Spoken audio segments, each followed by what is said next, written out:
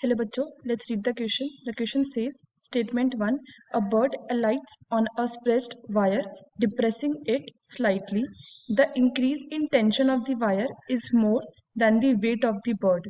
Statement 2, the tension must always be more than the weight as it needs to balance weight. Now, the key concept is tension क्या होता है? Tension is basically the pulling or stretching force that is transmitted axially along an object such as string,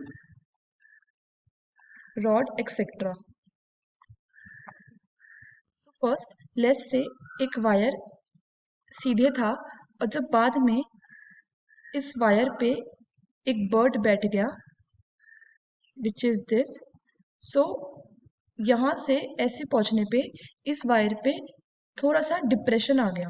depression की वजह से जो इस wire पे tension develop हुआ इट इज दिस. सो अगर हम देखें तो हॉरिजॉन्टली ये एक एंगल बनाता है. लेट्स से वो एंगल थीटा है. तब theta angle is small in here because ज़्यादा डिप्रेशन नहीं आता है, थोड़ा सा ही आता है. सो अगर हम इस टेंशन के कॉम्पोनेंट्स करें तो इस तरफ के components will be T cos theta. So अब अगर हम टेंशन के कॉम्पोनेंट्स करते हैं so this component will be T cos theta and यहाँ का भी it will be T cos theta and perpendicular component will be T sine theta. दोनों का टी साइन थीटा होगा so it will be two T sine theta. T cos theta दोनों equal and opposite direction में है सो दे cancel out each other. So now इस bird पे gravity के through force लग रहा होगा mg and this mg of the bird mg is equal to the weight of the bird which is equals to 2t sine theta. That means w which is weight of the bird is equals to 2t sine theta. Now जब theta small था so sine theta will be equals to theta.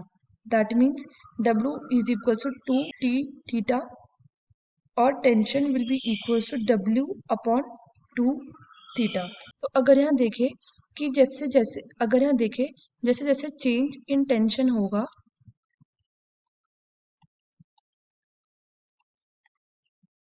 then it is more than the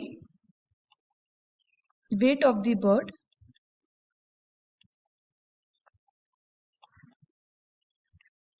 So statement 1 is correct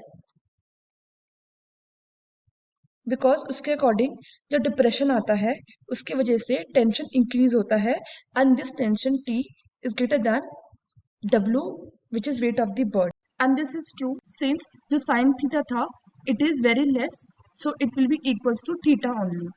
Statement 2 के according tension must always be more than the weight so statement 2 is incorrect क्योंकि question में लिख दिया है always और हमने ये bird का एग्जाम्पल ही देखा कि टेंशन हमेशा ज़्यादा नहीं होता, वो वेट ऑफ द बर्ड से कम होता है. Hence the final answer is statement 1 is correct and statement 2